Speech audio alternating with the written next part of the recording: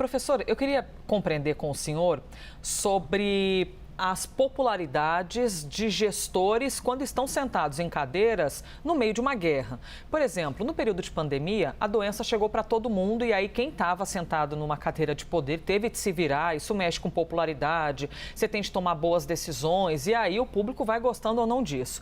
Quando a gente fala de uma guerra 2 anos depois, de que maneira está a popularidade desses gestores? Porque eles tomam decisões diariamente, que agradam ou não o cenário internacional, agradam ou não os próprios habitantes de seus países. Para os ucranianos, como que é a visão de Zelensky? Para os russos, como é que segue essa visão com Putin? As pessoas estão satisfeitas com as atuações, por exemplo?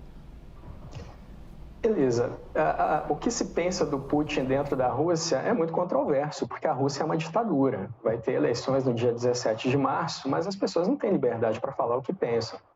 Só de chamar a guerra de guerra, a Rússia te dá 15 anos de prisão. Se você se manifestar contra a guerra, você tem os seus bens apreendidos.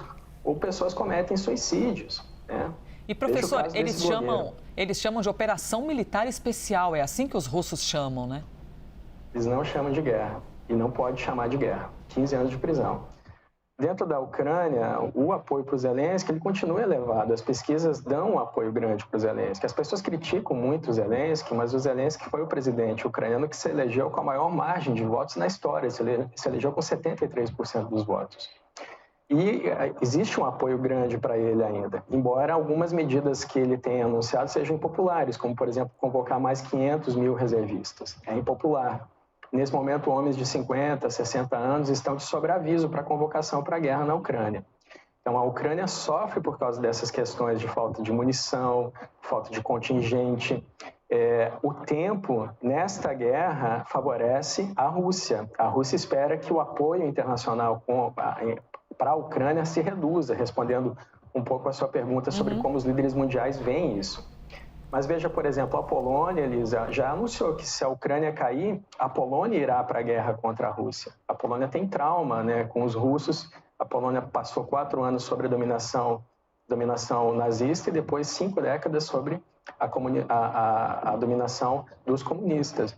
E logo que estourou a Segunda Guerra Mundial, né, é importante a gente lembrar disso também, porque existia uma ideia de que o Hitler iria ficar com alguns territórios da Tchecoslováquia, os Sudetos da Tchecoslováquia, que ele pediu lá em setembro de 38, e aí foi o Chamberlain, que era primeiro-ministro do Reino Unido, foi o presidente da França, foram conversar com o Hitler e deram para ele os Sudetos sem conversar com a Tchecoslováquia. 6 meses depois, o Hitler invadiu a porção ocidental da Tchecoslováquia. A França, o Reino Unido apenas publicaram notas de repúdio. 6 meses depois, o Hitler marchou sobre a Polônia e iniciou a Segunda Guerra Mundial, dividindo a Polônia com o Stalin. Então, essa política, a política do apaziguamento, é que vem sendo muito criticada. O David Cameron, por exemplo, do Reino Unido, ele diz, olha, nós não vamos cometer o mesmo erro novamente, nós não vamos deixar uma parte do território ucraniano para o Putin, porque ele não vai parar aí. E a própria Rússia afirma isso. A Rússia quer agora a região da Transnistria, você já deve entrar em guerra com a Moldóvia. A Rússia quer continuar os avanços na Geórgia, onde já tem tropas em Abkhazia do Sul, Ossétia do Sul, aliás, e Abkhazia. A Rússia não pretende parar. A Alemanha divulgou um plano, Elisa, de avanço da Rússia para 2025, passando pela faixa de Suwałki, que divide ali a Polônia dos países bálticos.